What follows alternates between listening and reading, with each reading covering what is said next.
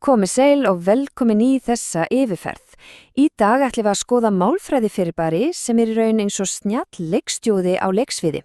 Það færi nefnilega kastljósið af miklum krafti og beinir því nákvæmlega að mikilvægasta hluta setningarinnar. Við erum að tala þolmyndina og það er algjörlega frábært að sjá hvernig hún getur gjörbreytt því hvernig við miðlum upplýsingum. Hér er planið okkar. Fyrst skoðum við hvernig kastljós setningarinnar er fært, kíkjum svo á sjálfa töfraformúluna, skoðum staðreyndir í nútíð og síðan lokaða atburði í þá tíð áður við endum á því að kalla gerandan aftur til leiks. Fyrsti hlutin, kastljós setningarinnar fært. Beinum athyglinni á því sem raunverulega skiptir máli. Málið er að hefðbundin byrju með setningar á þeim sem framkvæmir aðgerðina, ekki satt, persónunni sem á sviði, en stundum höfum við ekki hugmyndum hver sá aðili er, eða hann skiptir bara hreinlega einhver máli fyrir söguna. Oftar en ekki er það aðgerðin sjálf sem er mun áhugaverðari. Hér sjáum við þessa umbreytingu svart á hvítu. Með því að taka andlegið sem er glugginn eða the window og færa það beinlínis alveg fremst, þá breytist öll áherslan. Í staðinn fyrir að íblína og að John hafi klúðrað málunum, beinum við sjónum okkar algjörlega að afleiðingunni. Það eru dálítið spaugjulegt en það sýnir nákvæmlega hvernig þetta virkar. Aðgerðin sjálf, sú staðreynd að glugginn er brotin, fær allt sviðsljósið.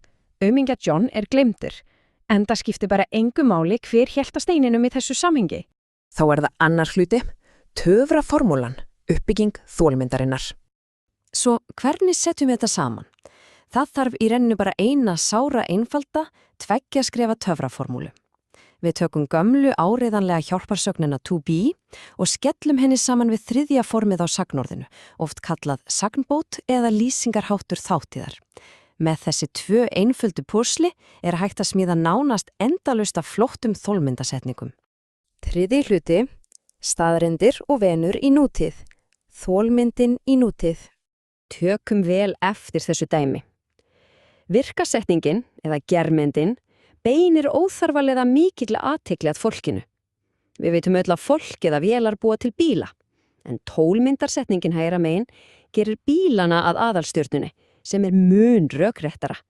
Cars are made in this factory.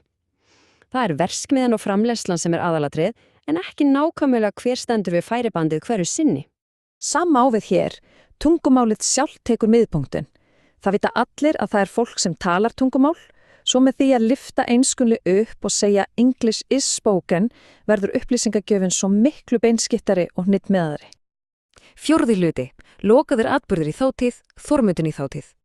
En hvað gerist þegar við tölum fortíðina? Formúlan hoppar leikandi lett yfir í þátíð með því einfallega að nota was eða were. Skoðum þessa frekar sorglegu sviðsmynd. Við höfum ekki hugmyndum hver þjófurinn er, hann er algjör ráðgáta. Þess vegna á stólni síminn réttilega skilið alla okkar athygli.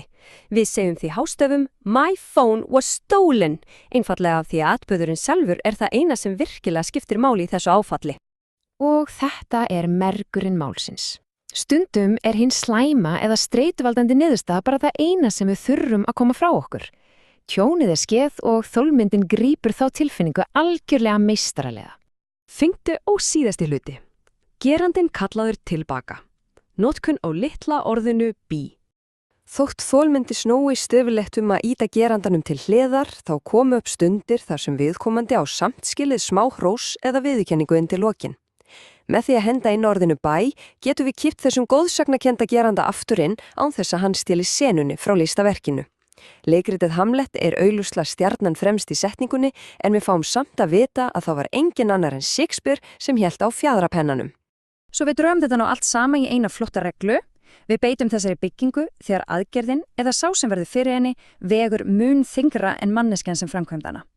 Andlagi fremst, hjálpasögnin mætir á svæðið og sagnbótin klárar verkið. Og að lokum smá umhugsunarefni fyrir okkur öll.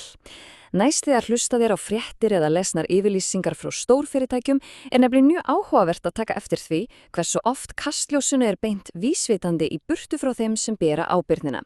Setningar eins og mistök voru gerð, frekar en við gerðum mistök, eru algjör klassík. Við ættum kannski að spyrja okkur hversu mikið af daglegu upplýsingaflæði er beinlínis hanna til að fela gerandan. Það er spurning sem verður að hafa bak við eyrað. Takk fyrir að horfa. Haltu áfram að læra með Slowingo.